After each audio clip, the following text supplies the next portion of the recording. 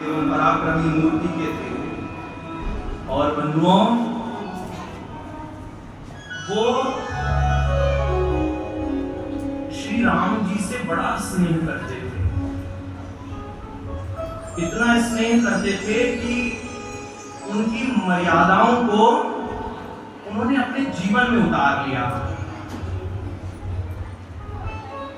और अपने व्यस्ततम जीवन में, इतना व्यस्त जीवन था उनका कि उन्होंने अपने जीवन में किसी भी भक्त का, किसी भी दास का जो उनके शरण में आया,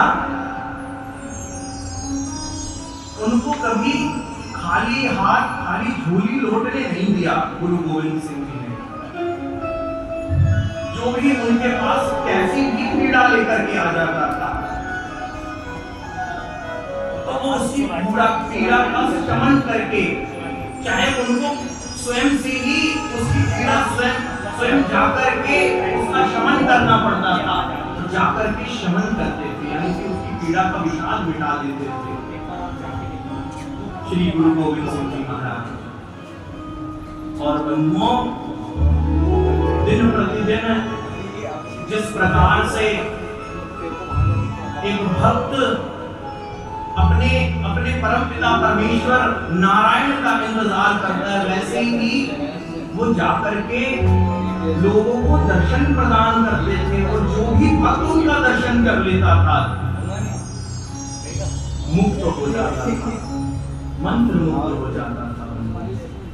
बड़ा ही सुंदर उनका चरित्र रहा है। इसमें सूक्ष्म रूप से हनुमान अंक में आया है, लेकिन अगली बार जब भी कथा होगी तो मैं बहुत विशाल रूप से आपको गोविंद रामायण के ही प्रसंग सुनाऊंगा। तो यहाँ पर गोविंद सिंह जी कहते हैं, सबे मंत्रहीनम सबे अंतकालम,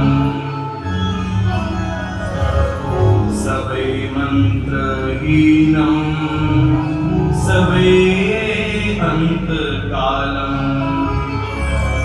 गुरु गोविंद सिंह जी कह रहे हैं, जब अंत निकट आता है तो मंत्र तंत्र सब निष्फल हो जाते हैं, उनका कोई लाभ नहीं होता। जब अंत निकट आता है, समझाने की उनकी आप पद्धति देखिए। वो कह रहे हैं, जब अंत आएगा तो आप कितना ही मंत्र जाप कर लें तो कोई लाभ नहीं होगा उसका। क्यों? क्योंकि जब अंत समय आता है तो व्यक्ति को पता होता है कि अंत समय आ रहा है? नहीं पता होता। तो बंधुओं, हमारे साथ वाले तो उस महामंत्र का जप कर सकते हैं उस समय पर, लेकिन हम वो एक कहते हैं ना, बोलना तो चाहेगा पर बोल नहीं पाएगा। सबे मंत्रहीनम सबे अंतकालम, भजो एक चित्तम सुकालम कृपालम। वो कहते हैं कि सदैव एक चित्त होकर के हमेशा हमें राम नाम उच्चारित अपनी जिह्वा पे सदैव करना चाहिए। बंधुओं, गुरु गोविंद सिंह जी कह रहे हैं, नतमस्तक है ऐसे महापुरुष को। बंधुओं, और आगे क्या कह रहे हैं? नृदेव देव राम है, प्रशंसा कर रहे हैं प्रभु श्री राम की।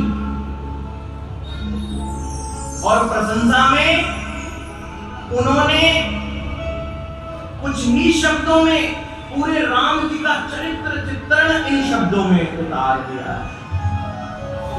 नृदेव देव राम है, अभेद धर्म धाम है,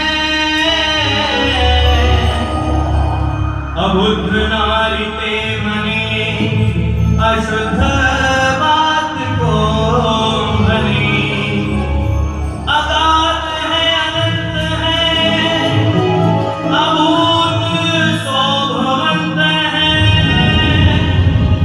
कृपालु कर्मकार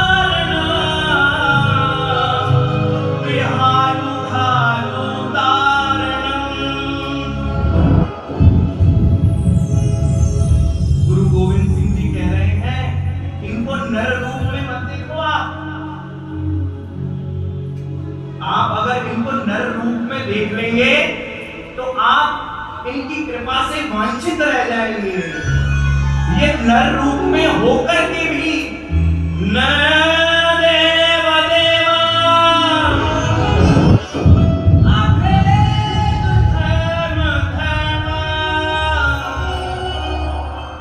अबुद्ध नारी देवने अश्वत्थ बात भनी अगाध है अनंत है अभूत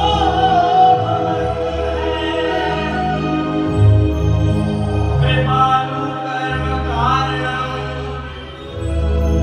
विहारु घालु तारणम। अरे ये तो कृपालु है, साक्षात रूप में विराजमान है। अरे कृपालु है, अपने भक्तों को अगर खरोच भी आ जाए, केवल अपने भक्तों को, वैसे तो हम सभी के भक्त हैं, लेकिन प्रिय कौन बन पाता है? जो प्रेम कर लेता है। हम मानव रूप में ही देख लें